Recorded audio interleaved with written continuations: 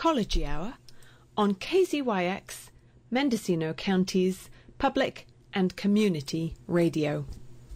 KZYX Philo 90.7 FM, KZYZ Willits and Ukiah 91.5 FM, Fort Bragg at 88.1 FM. And on this evening's Ecology Hour, I will be your host, Hannah Bird. Well, good evening and welcome to this evening's Ecology Hour. Have you been out today? Perhaps you've spotted a wildflower, a bird or a beetle, and you wondered what it was. Well, you're not alone. And Mendocino County has just been part of an exciting international effort to record nature sightings or observations in the City Nature Challenge. Now, this event is a kind of bio-blitz, where everyone, from families to scientists, come together to make nature observations over a set period of time in a set place. It's like a huge party for nature nerds. So as you can imagine, I wanted to share some of this on the Ecology Hour this evening. We're going to learn a little more about bio-blitzes and the City Nature Challenge during tonight's show with folks from across the county who've been involved in this effort. And although the observation period has just finished, it was April 30th through May 3rd, you can still get involved by taking a look at all the fabulous plants and creatures that people have found and helping to identify the photographs if you feel up to it. Now, this is done on an awesome free online app called iNaturalist. So that's the letter I, Naturalist. You just log in and search for the City Nature Challenge 2021 Mendocino County. And you're going to see when you do that amazing pictures of all of the observations that people have made over the past weekend. You're going to see 1,644 observations that were made. Way to go, Mendocino. And that's 674 different species that people saw just this weekend in Mendocino County. There were 113 observers, so that's different people who made observations, and 159 people who helped out by identifying on the app to try and see what people's pictures were of. Now we're going to hear a little more about some of the events that took place out on the coast now with Roxanne Perkins, who's the marketing manager at the Mendocino Coast Botanic Gardens. I started by asking Roxanne about what inspired her to get involved with the bio-blitzing and joining the City Nature Challenge. Sure. Working at the Botanical Gardens, I always find it very important to get people to engage with nature more so than just coming in and turning around and taking a picture with a pretty flower next to their head. So I'm always looking for ways to engage people with what they're seeing and learn a little bit more about it, that being interpretive signs or various activities. Right now, we've got a kids activity that helps get kids connected with nature and bring their parents along. So hopefully they get into it as well.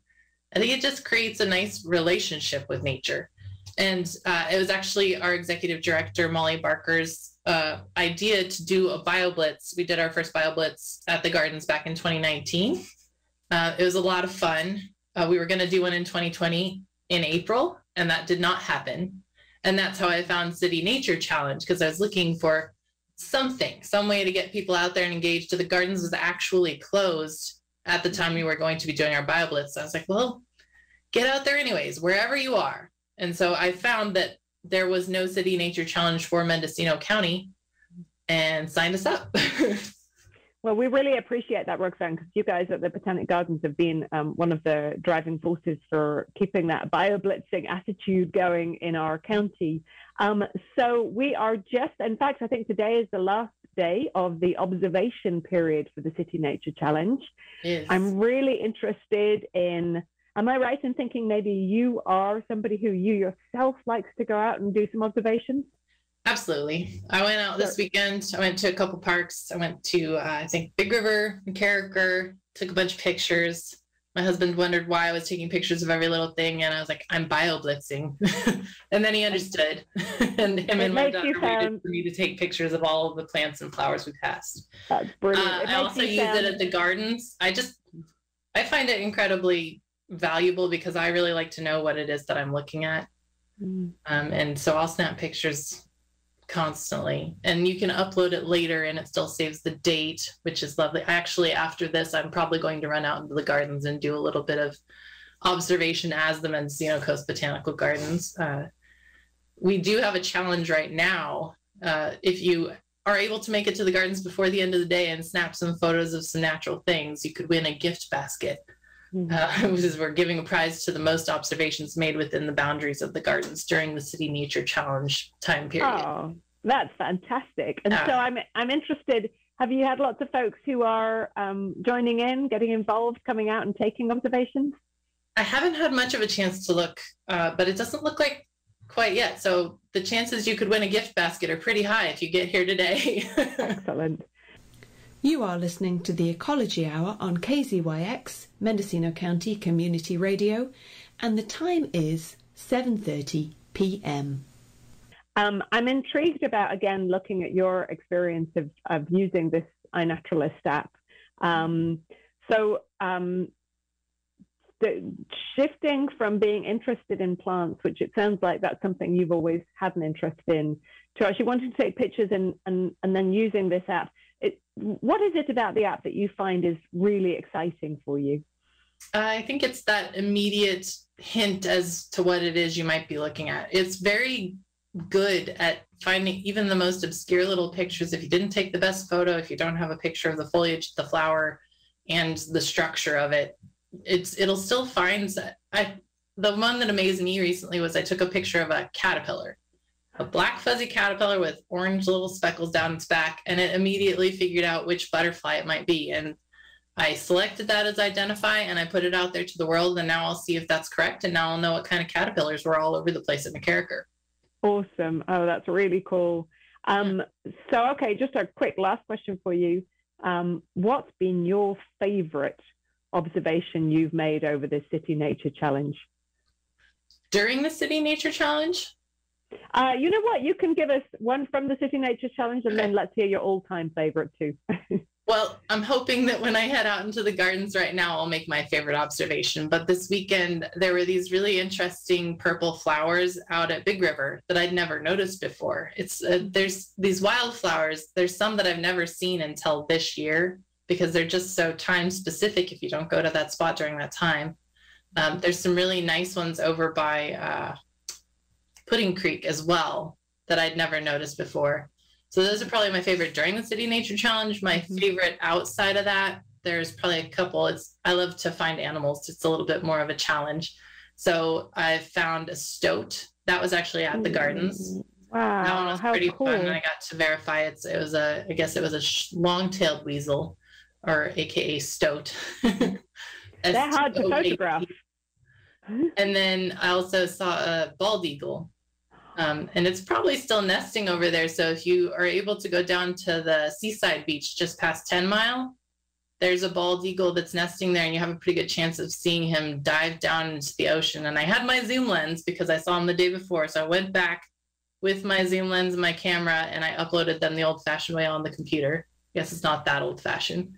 And that's my favorite observation that I have on my personal iNaturalist. That is absolutely fantastic. And then, Roxanne, just before we finish up, I know that you did mention that you have a kids activity. I'm interested, what other things do you have coming up? We're kind of moving into stages where we're opening things up again. What Sure. things do you have coming up that you'd love to share with listeners?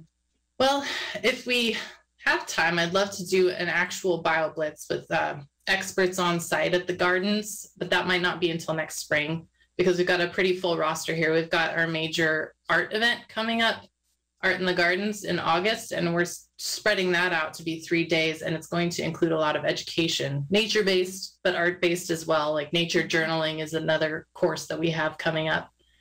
We've got one in the beginning of May, and then we'll have another nature journaling workshop in September, I believe. And then the kids activity that I mentioned is called Sprouts, and it's an ongoing program. It's doing really well so far. So we're just going to keep going with it, change the activity once every month or 2 months. And it's a handouts that are available in English and Spanish, free with regular admission. We've also got complimentary Sprouts tickets that we're spreading around throughout the county to different schools and nonprofits. So keep an eye out for those, because that is free admission to come in and do that activity with your kids. And right now it is Pacific Coast Tree ID. And so kids get to learn how to use a dichotomous key. And that's a really neat one. And there's trees marked all over the gardens, and you go find the tree, look at your dichotomous key, and decide between the two options on every page. And then you narrow into what kind of tree it is you're looking at. Oh, that is fantastic. I am planning on bringing my kids out to do that. That sounds absolutely brilliant. That one's through the end of May. And then I think we're going to do Colors in Nature next, which is really anyone of any age. It's a really fun activity. Just actually take paint chips out into the gardens and try to find as many colors as you can. It's harder than you'd think. Yeah. And it's surprising. And then bird watching is a really popular one. We have some really nice binoculars you can check out. And there's 180 species of birds in the garden. So wow, goodness me. Well, Roxanne, thank you for sharing all your activities. Thank you for all the work that you do at the Botanic Gardens there. I know it's an absolutely fantastic place. And thanks for being involved and helping to coordinate the City Nature Challenge in Mendocino County this year. And I know that next year we are definitely up for doing it again, and we hope that you are too. And we'll look forward to even more observations and different people getting involved. Absolutely. Everybody go get outside and see what you can see. Well, thank you so much to Roxanne Perkins, the marketing manager from the Mendocino Coast Botanic Gardens. What a great resource for our community. And I do encourage you, as I'm actually going to head out there, enjoy some of their events, even during our pandemic period. Spending time outside in a place like the Botanic Gardens is just a fabulous way to enjoy nature.